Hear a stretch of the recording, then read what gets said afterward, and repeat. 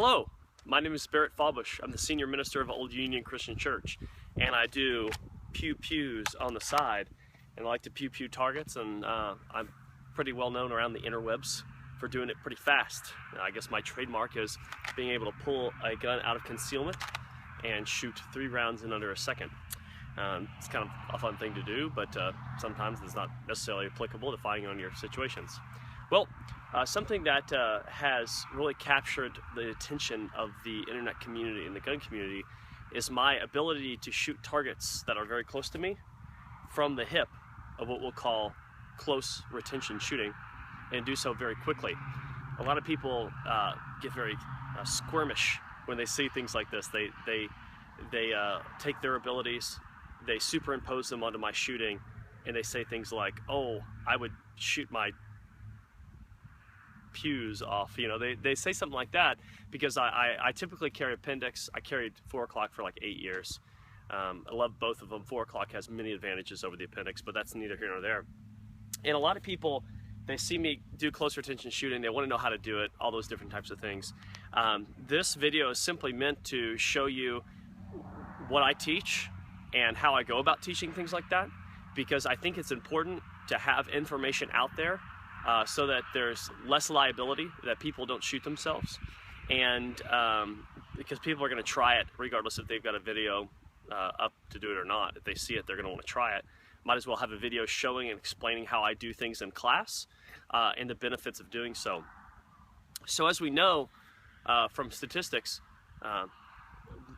50% of all deadly force engagements in which a person is going to pull out their pistol and shoot happens between 1 and 5 feet away from the shooter and the attacker. That's 1 and 5 feet. That's crazy distance. That's bad breath distance is what's commonly referred to as. And but yet in classes and in defensive shooting classes and all those different types of things, nobody teaches how to deploy your gun and shoot within that distance, because what we have tracked in our box is going from full presentation shooting. And it's really interesting when you get people in simunition scenarios in classes, how often people will be close to them and they'll try to create distance and still punch out, even though the attacker can grab the gun and do, you know, takeaways and things like that. And why do we do that? Well, because that's a program response that we have of our range training. That when we go to shoot things, we do a full presentation, because we've never shot from what I call the marriage position or from close retention. And because we've never done these things, they're of no benefit to us. So I'm going to explain how I go about doing these things, how I go about teaching these things, and of course I can leave it to you to speculate how applicable this would be in, you know, real life scenarios. I don't have any military experience. I don't have a law enforcement background. I have degrees from a Bible college. So take that for what it's worth. Don't perform the genetic fallacy. Please go Google that. Just look at what I'm showing you and see if it applies to you. If it doesn't, that's okay, and that's just that. So when I get students in class, first of all, they never go as fast as I do. And I don't encourage people to go fast. I teach people to get the process down, and if they want to practice their own stuff with a SIRT pistol or with an unloaded pistol, that's very important. I would suggest that people do that. And basically what we're trying to do is we're trying to build upon the foundation and the fundamentals of my 3-step draw process, which is purchase, marriage, presentation, and fire. Okay, so that's what I build upon. Well, the first step of purchasing means that you clear your garment out of the way, regardless of what garment you're wearing, and how you do that has to be applicable to you. You know, if you do the thumb up, or if you do the grab up, or if you know, however you do that. I like to pull the gun close to my chest, because when I go to have that marriage position, I like to extend out from underneath my chin, from through my nose, from my nose to wherever it is I'm looking. The gun comes up on target, and I'm able to shoot the bad guy or the bad paper, whatever my situation may be. And so when I get people in class, I'll have 4 whistles. If you've taken one of my classes, you'll know. When you start learning how to draw really fast and getting that gun out and target and shoots, you know, within that time frame of, you know, the 1 to 5 feet, having the opportunity in which to take out a bad guy or a bad piece of paper. I teach 4 whistles. Whistle 1. Look at what you got going on. Okay, things look good. Whistle 2, elbow drops, hands come together, elbows are tucked, forearms rest against the rib cage. Gun is parallel with the ground. That's so incredibly important. Whistle 3, presentation and prep, which is prepping the trigger and whilst I'm presenting. And then fourth whistle is the shot. And students will go over this several times. They will go over this probably about 35 times. And they'll just go through mag after mag. And then what they do is they'll have 2 whistles where they combine the purchase and marriage, presentation and fire. And then after a while, after many more reps of this, they'll throw it all together and they'll make it one big, long, smooth process. Well, I teach the same thing with close retention shooting, except it just goes a lot slower and there's more reps. Because what we're trying to do is we're trying to develop good muscle memory, which is silly because muscles don't have memories. We're trying to develop good mental programs that when the gun comes out, I have my finger on the trigger, the gun is parallel with the ground, and when I want to make a conscious decision to fire, the finger goes on the trigger. And the gun is pointed in a safe direction and to the direction that I'm orienting the pistol at this particular distance. You would not believe how accurate you are in orienting the pistol at this particular distance. It just takes a little bit of practice, just like anything else does. So just like in close retention shooting, I teach whistles. Whistle 1, what's going on?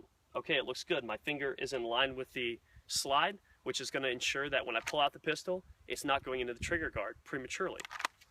Whistle 1, whistle 2, the elbow drops. The wrist doesn't necessarily rotate. It does, but it's more important that the elbow drops. And what it looks like from behind is it looks like this.